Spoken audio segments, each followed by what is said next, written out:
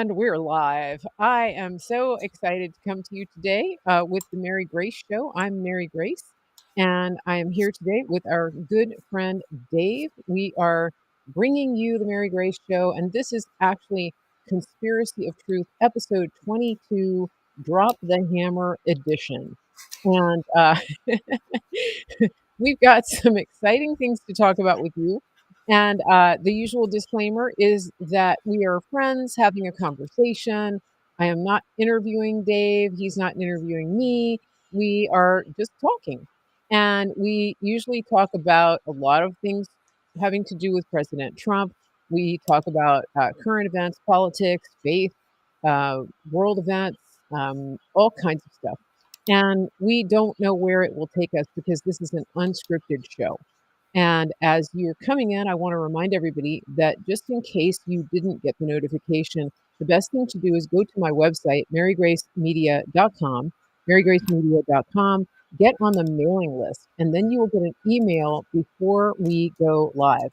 That is how it works. marygracemedia.com, scroll down, get on the email list, and you will also find links to all of our platforms there. I want to remind people that we will most likely shut off the YouTube stream today. Why, you may ask? Well, because there's one of us on this show today that YouTube hates. And just the sound of his voice triggers them bigly. And typically, I'm not saying every time, okay, every time I get a warning and or a strike when yours truly is on the show. And so we'll get going for a few minutes and then we'll switch over. I think that's it. Did I tell you that they took down my YouTube channel? That's right. Okay, so we're probably completely on their radar now. Did they say why they took it down? I literally post nothing but Supernatural Saturday videos and they took my channel down. I'm like, what in the world? What did I do? They hate me. They big mad. They are bigly mad at you. Okay, I don't even know if we are streaming on my regular platforms here. Let's see. Yeah, we are. They're just not showing us. So that's okay. Well, we'll just see what happens. Hopefully the numbers will catch up. We are on the usual places that we stream, and I'm going to send out an email out now to let people know that we are live. This is one of my favorite times of the month that we do a show with Dave because we always have fun. We always have a good conversation. Sometimes it gets deep, sometimes it's funny, sometimes it's lighthearted. I had a really good meme I was going to try to show you. I just can't get it to upload yet. And if I can, I'll bring it. And by the way, aren't you guys impressed at our matching outfits? We're match today. And yes, brother and sister on screen with pretty much like totally by accident, by the way. Totally by accident. Did not coordinate the outfits. Nobody sent anybody a screenshot selfie. We just boom had the same idea. I love it. So here we are. And Dave, it is 28 days. No, 29 days. 29 days and counting. T minus 29 until our guy gets inaugurated. We have some questions about that. Do we think it's going to happen? Let's just start with that. Are we going to get inaugurated? Are we going to do a peaceful transfer of power? Because now, what's her face? The one with the weird eyelids is threatening that that the budget situation might threaten the transfer of power. That's a new one. What's her name? Karine. The weird eyelids. The one that wears the weird eyeliner that when she blinks her eyes, she looks like a lizard because she puts like white eyeliner on or green eyeliner. Karine, clearly you're not paying attention to the makeup portion of this show. No, I'm not. Okay, so it's what's her name? Karine. Are you talking about Karine Jean-Pierre? Yes. Next time you see her, check out the eyebrows. I mean the eyelids. Okay. When she goes like this, just look, pay attention. Okay. So Mrs. Medic KJP, knows what I'm talking about. I can guarantee you that. KJP is threatening to do what about with the budget? She says that the unresolved budget issue, that the fact that it's being that Trump and Musk are supposedly blocking the CR, keeping the government open or the government shut down.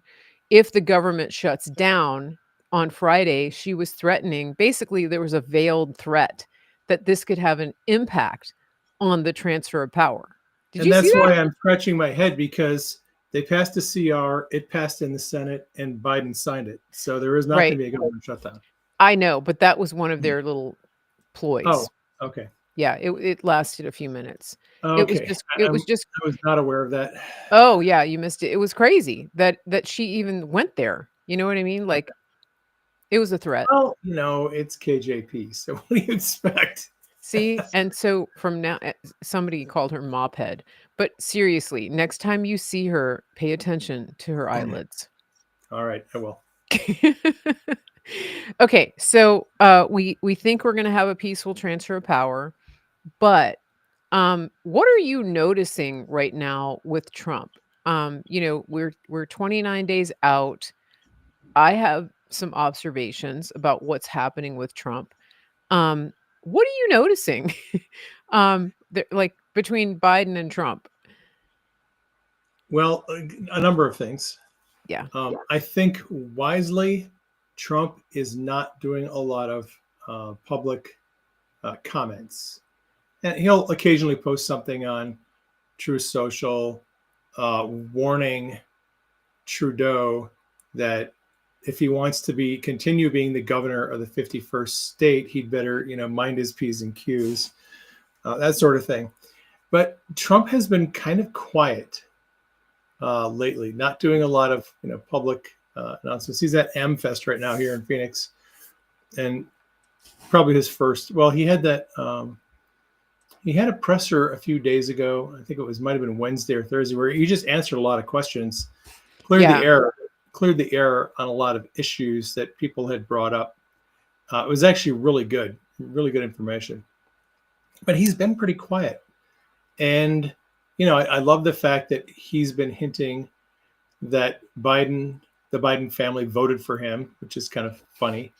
Yeah. Jill goes into the poll wearing Republican bright red pantsuit, Yeah. and it does seem like the Biden family are sort of at war with Kamala Harris. Apparently, whenever Joe and Kamala have to go together to someplace public, Joe and Jill don't even look at Kamala, don't acknowledge her. There's no conversation. There's no shaky of the hands, nothing. They're just like, cold frenemies. sharp. Yeah, frenemies. Yeah. So there's interesting stuff going on. Yeah. If you know what to like. What are your observations? My observations are that it seems like there's one person running things, and his name is not Biden. I feel like, okay, when it comes to the budget, Trump obviously had input there, but he's also wisely staying out of the public eye, and he's using surrogates to carry his message. And I think this is a sign of things to come. I think that he is going to do this more. I think that he's going to rely on this next generation, like the Viveks, the Elon Musk. And for anybody saying that Elon is like the pet billionaire of the MAGA party, they forget that they have George Soros, Jeff Bezos, Mark Zuckerberg. I mean, George Soros can literally call any Democrat representative or senator and tell them, be in my office on this day. This is what we're doing, and they will be there. Soros owns those people, and he'll own them for decades.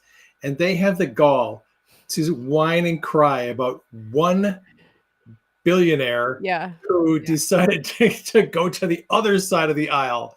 I mean, they have had literally all the billionaires, Mark Cuban, everybody else. Oh, no problem. Let them influence, buy, peddle, blackmail, anybody they want. We have one on our side, and now that it's the end of the world. Right, It's yeah. ridiculous. If hypocrisy were an Olympic sport, the Democrats would take home gold every time. I mean, they My just gosh. they can't, and they don't even see it. It's everything that they do, it's unironically they're unironically complaining about the billionaire, which is so funny. I mean, Hillary Clinton, you're just going, Okay, Hillary, read the room." Like, you literally are in bed with Soros. Ooh, that was a gross image, I can't even, But true. But Okay, true. but yeah, exactly, and the other thing that I notice about Trump, so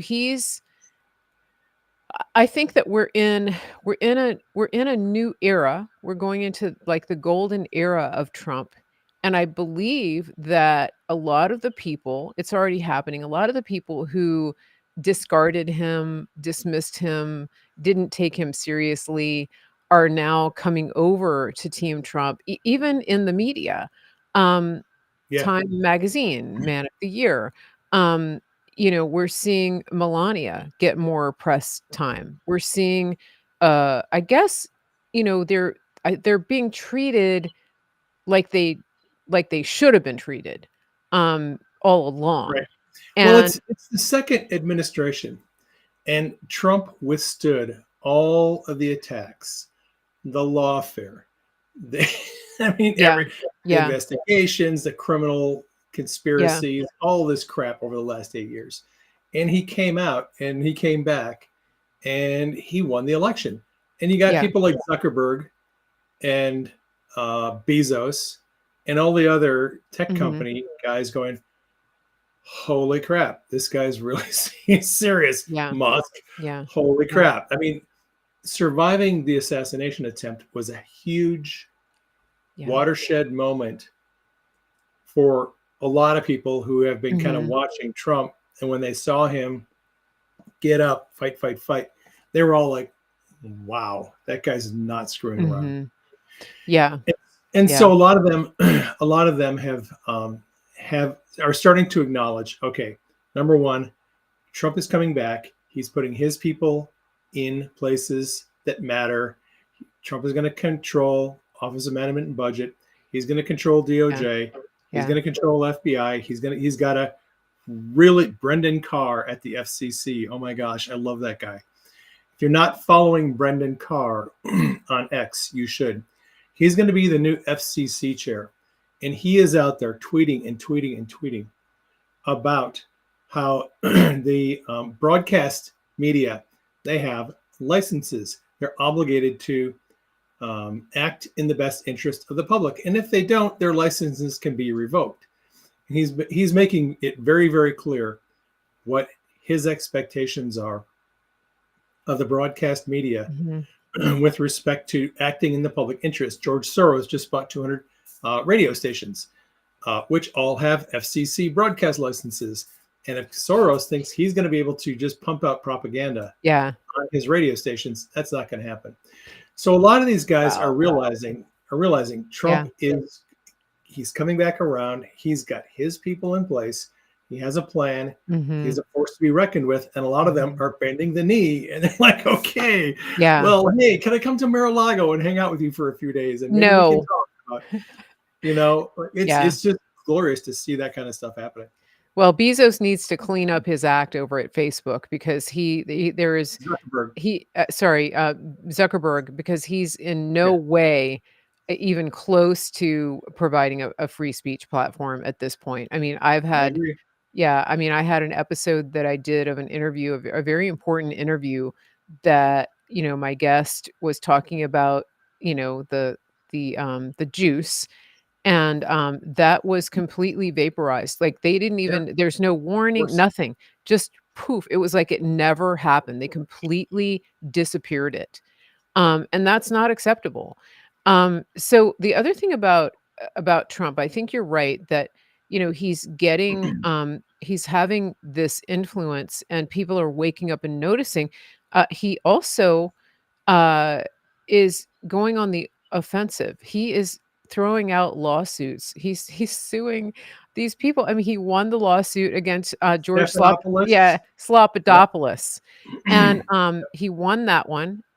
He is suing CBS for what they Yep. did with Kamala for SNL, and I assume I can only assume that's why CBS pretended that Trump was not at the Army Navy game last week. Like, you know, you watch a Chiefs game and all they can't get enough of Taylor Swift, right? They're constantly panning over to the box. The Army Navy game, everybody was so happy and excited, and a lot of people tuned in to see Trump, and there was barely even a Trump sighting. It was only because there were people putting images up on social media that we even knew he was at the game. But, you know, what goes around comes around, CBS. You are getting slapped with a massive lawsuit, and you're also getting slapped with a threat of license removal. And Trump was really mad about that. And he's talked about the fact that this was not an editing job. And if for those of you who don't know what we're talking about, well, there's two things. There was the was it, oh sorry, it was SNL. Is that NBC? I'm thinking about the 60 Minutes. Sorry, I got my Yeah, the two. 60 I Minute got story with I got Kamala, my where they took her answers and they yeah, juxtaposed them and cut out a whole bunch of yeah. information. And that's not just selectively It editing was your fraud. interview. It That's was fraud. fraud. That's the one I'm talking about. I was thinking Yeah. about the when they put it was SNL put Kamala on and didn't give Trump equal airtime. Both are bad. Right. But what Right. So CBS what that's a campaign violation. yes, and but Campaign laws. What CBS did with that interview where they fraudulently represented something that Kamala didn't actually say. That's the one that Trump has already hinted at and said they should get their license removed, and now he's suing them for fraud. So, And PBS is probably going to lose their funding too. oh, really? That's so exciting. Sure, because um, that's one of the things that is going on with yeah, Doge and with the FCC is people are asking like, why yeah. are the taxpayers funding liberal propaganda? That we Hmm. should not be funding liberal propaganda. Yeah. So the endowments that go to support, public national public radio and public Yep. broadcasting, Yep. there should not be taxpayer money funding those organizations. It's If they're so just good. going to put out communist propaganda, and I think it's going to change. What do you think about all of these government entities outside the Beltway, in the Beltway, within the Beltway around DC? So many of these government agencies, so many of these government employees, they're afraid for their jobs. I do know that a lot of them can't be fired, but what Vivek said in an interview is that they can restructure a lot of these entities, and when they do a restructuring they can do a reduction in force, and that's a mass firing. Basically, they'll give Yep. them a choice. They can move laterally, they can leave early, they can go out into the heartland, into flyover country, whatever. There's a lot of choices. Do you think that it's unfair to these people to pull the rug out from under them and their government jobs? No, not at all. And there are a lot of ways that the Trump administration can cut out the deadwood from these organizations. Yeah. Like you said, reduction in force is one way. One of the things that they're looking at is literally moving a lot of these federal agencies out of Washington, moving the Department of Interior to, I don't know, Salt Lake City, moving Department of Energy to maybe Dallas, Texas, moving this agency there, moving this agency there. And all of you people, if you want to keep your jobs, you're going to have to transfer. You have to move. Oh, you don't want to move? Yeah. That's fine. We'll just have a reduction in force. We'll just get rid of a bunch of people. And there are some very sneaky and kind of mean ways they can do it. They could literally tell somebody, look, we're not firing you, but we're transferring you to Anchorage, Alaska. So Yeah. pack your bags and you're going to Anchorage. If you don't want to go to Anchorage, just, you can resign and go find a job in the private sector. Mm-hmm. There are a lot of ways that they can get rid of these people. It's not unfair. The future of our country is at stake. We're $36 trillion in debt. And at some point, someone has to come in with a chainsaw and start lopping off large Yeah. segments of the government and saying, done, out, you're gone. We're not doing this anymore. Hmm. It Yeah. needs to happen. Yeah. And I am looking forward to seeing it happen. What percentage do you think are actually indispensable of the cubicle workers? Probably 15%. Okay. That's S basically Yeah. what Elon did when he came into Twitter/X. Mhm. What did he do? He fired about what 75, 80, 85% of the workforce Mhm. Mhm. because these people were no shows. They had no show jobs. They just made a paycheck. They stayed at home, went out, got coffee, did their life, and they never Mhm. actually did anything. And a Yeah. lot of people in government have no show jobs. There's a lot of people in FBI, DOJ, intelligence agencies. They literally do Yeah. nothing. How many They thousands at the Hoover Building? 7,000. I think Cash said Yeah. there's thousands and thousands of government workers who literally do nothing. They collect a Yeah. six-figure paycheck and they do nothing. Not to Just mention requiring the benefits and the pension. just requiring a lot of these people to come in 5 days a week, clock in, clock out is going to get rid of a whole bunch of people because they're used to staying at home and doing nothing. And if they have to come in and maybe actually, you know, wear a suit and tie, well, a lot of them are just going to they'll leave. Yeah. There's many ways that these people can be cut out, and I think personally, my opinion, cut out as many jobs and agencies as you think you can get away with.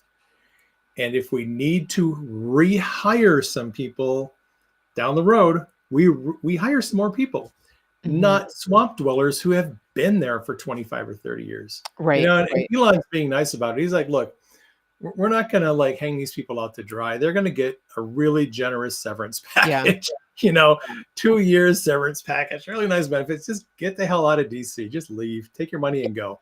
Yeah, yeah. Um, And the thing is, if they really are all of that, then, you know, how hard is it gonna be for them to find a job in the private sector? I mean, if they right. bring that much to the table, then the private sector should be chasing them and recruiting them, I would think so. right? I mean, if you're that talented and indispensable, then fine, go to the private sector. I think, you know, there are people who say that, then we're gonna end up with all these unemployed people, you know, but I think they're gonna be fine, you know? I guarantee you, if we do not cut these jobs now, at some point in the future, when we're at 45 trillion or 50 trillion Mhm, or 65 trillion in debt, we're going to lose a lot more people. It's only a matter of time mhm, before all these right, government agencies and people collapse. We can either do a controlled demolition now and start intentionally laying off people and giving them notice. Hey, you know what? You're going to get a severance package. We're going to give you notice. Just we need you out because we have to save this yeah, government from collapsing. If we don't, at yeah, some point the government is going to collapse. And then mhm, it's a catastrophic problem that is much harder to fix. yeah. What do you think about the clearances? So, Kash Patel has made it clear that he wants Trump to strip the clearances of many of the deep staters, in particular, the 51 former intelligence officers who signed off on the letter, the fraudulent and fake letter that said that the Hunter Biden laptop had all the hallmarks of Russian disinformation. He wants those people stripped of their clearances immediately, along with, I would say, 80% of the FBI and probably the State Department as well. What do you think about that? And why Absolutely. why do they have clearances to begin with? They have clearances because they work for the regime. And by having a clearance, they can be read in on sensitive programs, get sensitive information, go on CNN, ABC, MSNBC, and they can put out the talking points because they're in the know. They have the information. And what they end up doing, of course, is telling half the story, putting out knowingly false information. Yeah. FISAgate. And FISAgate is a really good example of that. Anyone who was involved in the dissemination of information related to Flynn, there's a guy who works in the Pentagon Office of Net Assessment, and his name is Baker, Jim Baker. Now there's two Jim Bakers. Right. There's James Baker, who was the general counsel for the FBI. There's another James Baker who works in the Pentagon Office of Net Assessment. That guy is probably the one who leaked the classified transcript of Flynn's phone call to Kislyak to the media illegally. That guy should not just lose his clearance, he should be in prison. And all of those moles and rats in Pentagon, National Security Council, DOJ, FBI, NSA, ODNI, any of them who participated in Spygate, who facilitated the illegal leaking, who weaponized intelligence against Trump, they should all lose their clearances. The reason they have them is it gives them a job. If they have a security clearance, they have access to information the public doesn't have access to. They can trade on that information. They're valuable as an asset or resource to someone in DC. If you yank their security clearances, they have no value to those people. I mean, they can still use them as commentators, but without the security clearance, they're much less valuable. That is how they make their money, and they should all lose their security clearances on day one. Yeah, and then they can go be a Walmart greeter. That'd be so good. Although I don't think the people at Walmart would want them. So especially after they find out what they did. So this brings me to two questions. The leaker, that brings up Flynn. I want to come back to Flynn in just a minute, General Flynn. Put a marker in. Yeah, I did. Right. Everybody remind me. Don't let us forget. We're going to talk about General Flynn. But transition. President Trump is doing something that I don't know when in modern history this has been done. He is he's privately funding and managing his entire transition. And we know from the 2016 election that, the spying was happening in Trump Tower. And it was Admiral Rogers who came and warned Trump. And then Trump's team, and I'm reminding everybody here because some people may not remember this, President Trump's transition team abruptly packed up and moved to Bedminster, to his golf resort out in New Jersey. But this time, Trump is going on offense, and he's not accepting any of the transition money, and he's keeping his transition very close to the vest. Talk about that a little bit. Yeah. Oh my gosh. It's significant. It is a very important strategic move on the part of Trump. It's a power move. It is a power move, and it's counterintuitive because the average person would wonder, well, why would Trump and his people not want to take intelligence briefings from ODNI and the military and the normal way that a transition goes? A new administration is coming in. They get briefings from Pentagon, briefings from ODNI, DOJ, and the people talk back and forth and get information about what's happening. What happened in 2016 was Obama weaponized the transition. And as an example, they had James Comey give Trump a briefing about, and it was under the auspices of a counterintelligence briefing about the possibility of foreign interference. And once that briefing was given to Trump, they used it as a way to legitimize cutting Trump and his people out of any discussions about Russiagate. And that was, and Flynn has talked about this a lot. The office, White House, Oval Office, meeting on January 5th, 2017, where Susan Rice, what's her name? Sally Yates, Yeah. and Comey and Obama and Clapper got together and they suggested, look, they went to Obama and said, and Comey said this, there's a reason why we might want to, how did he put it? Omit certain information about Russia and basically not let Trump's people know about it because they are the subjects of a counterintelligence investigation. Our DOJ is investigating Trump's campaign. That gives us a reason not to tell them about our own investigation of them, right? So the whole transition process got weaponized by Obama. And Trump was very, very smart to tell Biden's people, we're not interested in anything you have to say. We don't want to get briefed. We have our own intelligence sources. You're not going to be talking to us. We'll figure stuff out. When we come in on January 20, we'll have our teams ready to go. Don't worry about it. We'll figure it out.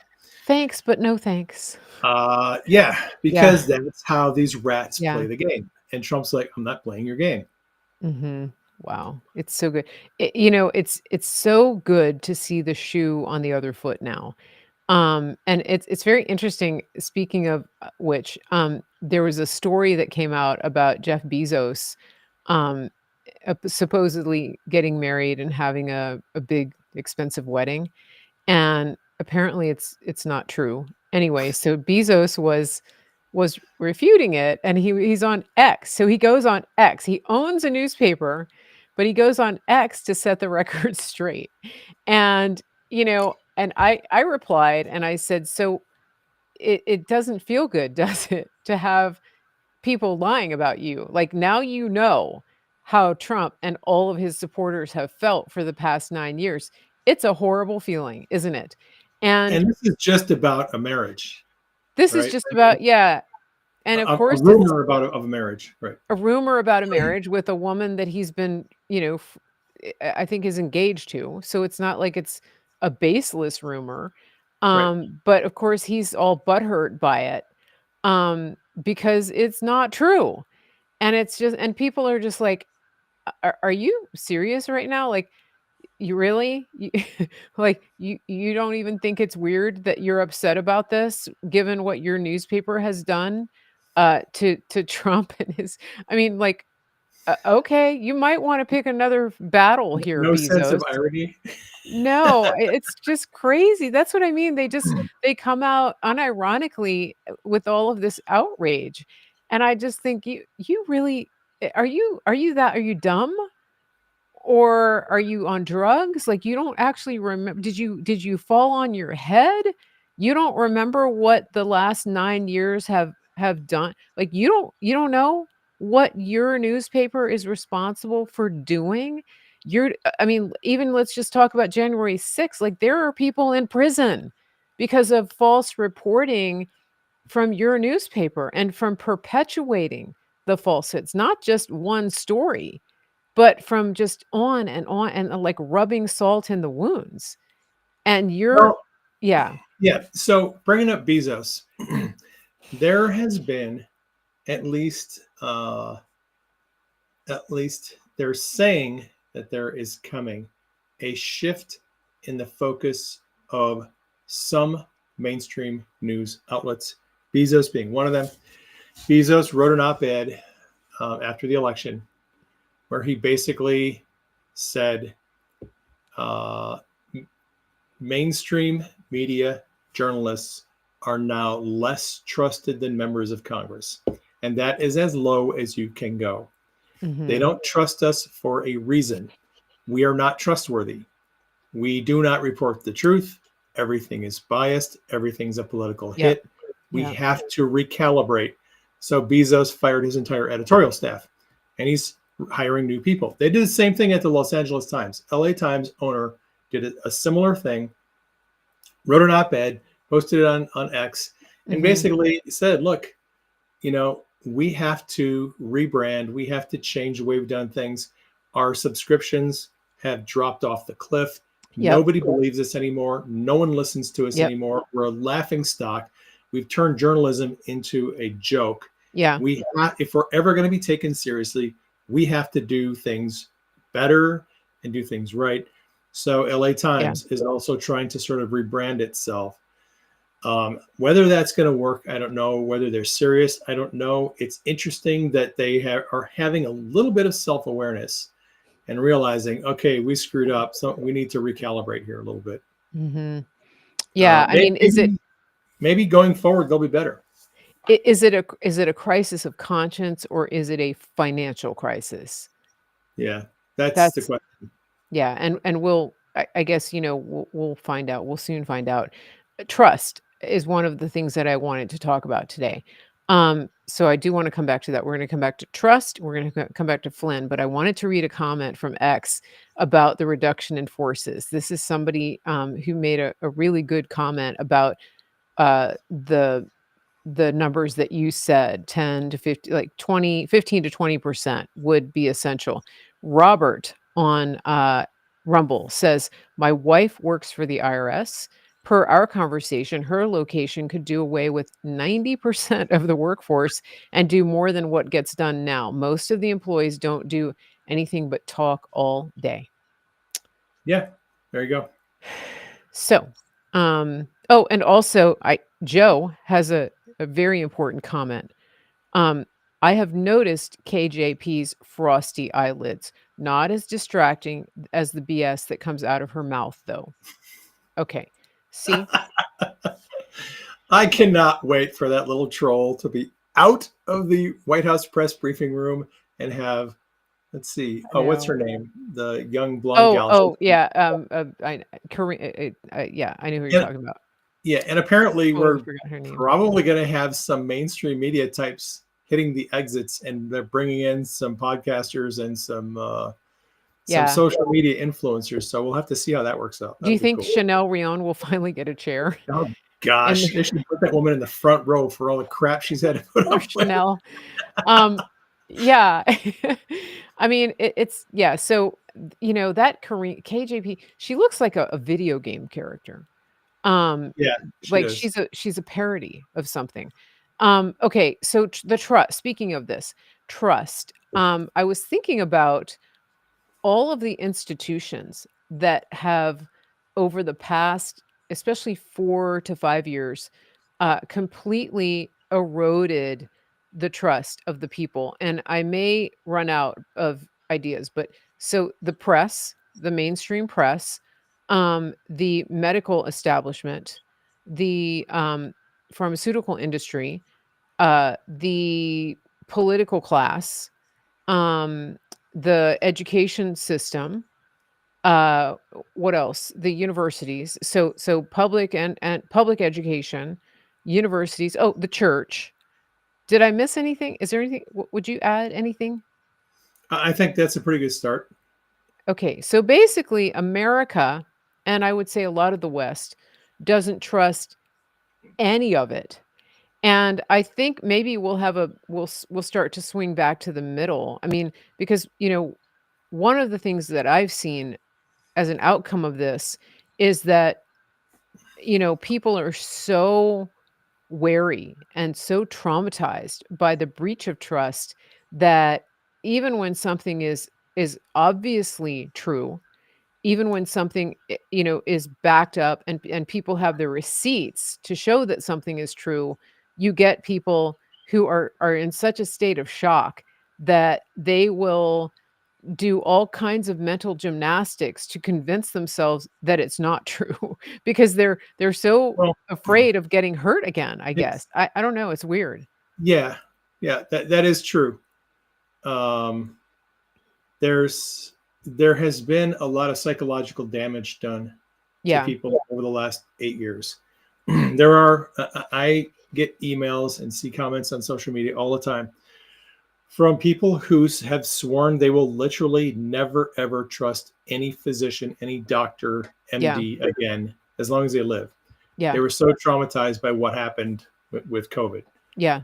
Yeah. Um, and I don't know that that's a good route to take.